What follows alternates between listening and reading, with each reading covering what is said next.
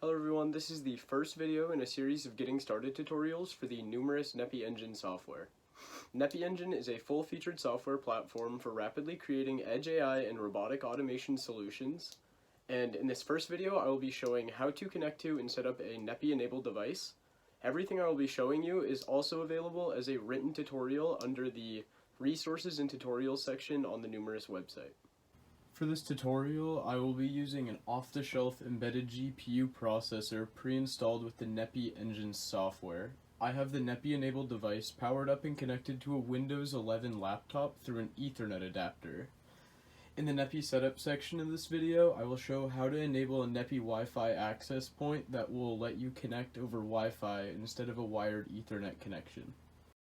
So the first step is to configure our PC's wired network adapter for the same IP domain as the NEPI device's default IP address.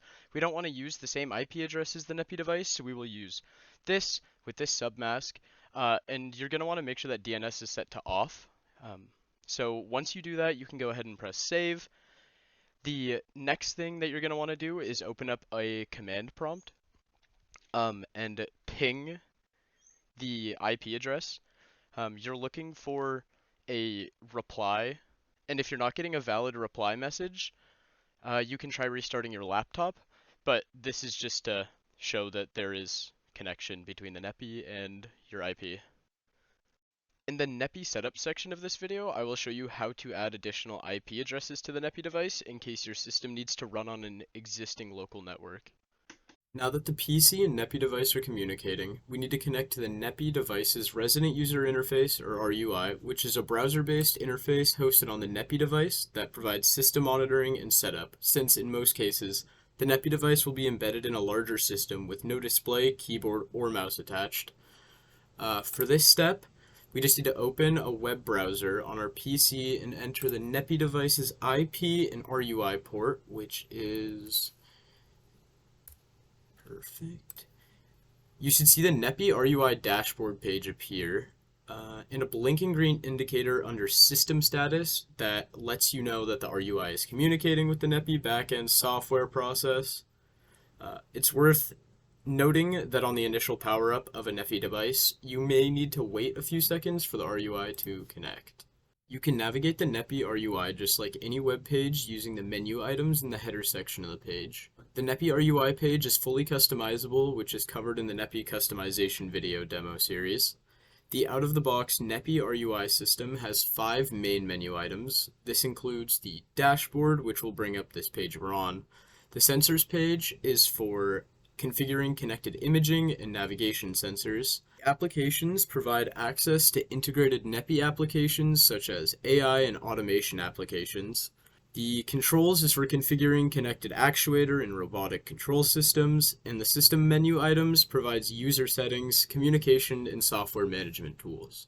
It should be noted that while the RUI provides a convenient user interface to the NEPI software system, all of the data and controls you see have documented backend API interfaces through ROS and HTML for automation, programming, and interfacing to a connected system.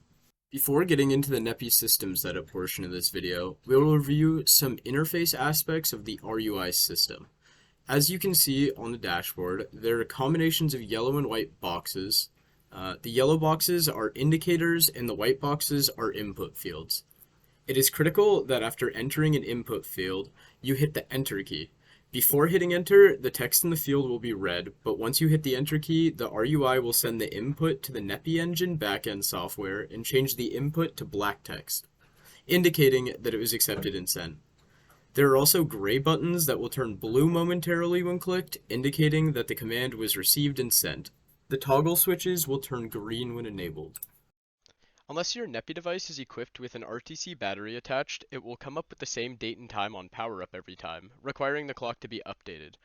The NEPI software provides 2 methods for updating the system clock. You can either connect to an NTP time server running on your network, or by clicking the Sync Clocks button on the RUI, which will sync the NEPI device with the clock on the PC that you are connected with. After clicking the Sync Clocks button, you should see the time, date, and time zone indicator values update. Next, we want to configure the NEPI device's wired Ethernet settings from the RUI System and Admin tab, where you will find a section labeled Ethernet. In this section, you will see the NEPI device's base IP address, a switch to enable a DHCP support if you want your system to connect to the internet, a box, and controls for adding or removing additional IP addresses that are added on top of the system's base address, two network bandwidth usage indicators, and a control for limiting system's max Ethernet transmit bandwidth, which is useful if you are connecting over wireless or cabled network with limited bandwidth.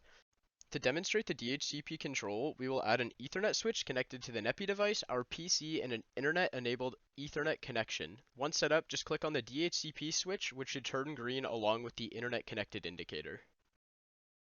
If your NEPI device has either an integrated Wi-Fi board or you have a Wi-Fi USB adapter attached, you will see a Wi-Fi section available under the Ethernet section on this page. If you want to connect to the internet through an available Wi-Fi network, click the Client Enabled switch, wait for the Available Networks drop-down box to populate, then select the Wi-Fi network you want to connect to, and enter the Wi-Fi password in the passphrase box. Be sure to hit return after entering the password or else nothing will happen. And if the NEPI software was able to connect with the password that you entered, you should see the connected indicator turn green. If the Wi-Fi network you connected to has internet access, you should see the internet connected indicator above the Ethernet section turn green as well. Be sure to give it a second. It can take sometimes like 15 seconds, but as you can see here, it does connect. Once you have configured your system's Ethernet and Wi-Fi settings, the last thing to do is to save those settings if you want them to be applied the next time you power up your NEPI device.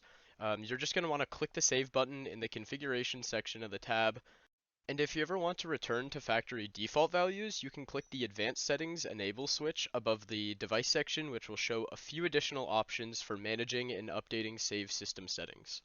And that's all you need to do to get your NEPI device set up. In the next few videos, I will be showing you how to quickly interface imaging sensors, navigation systems, and actuators using the NEPI software's plug-and-play interface system.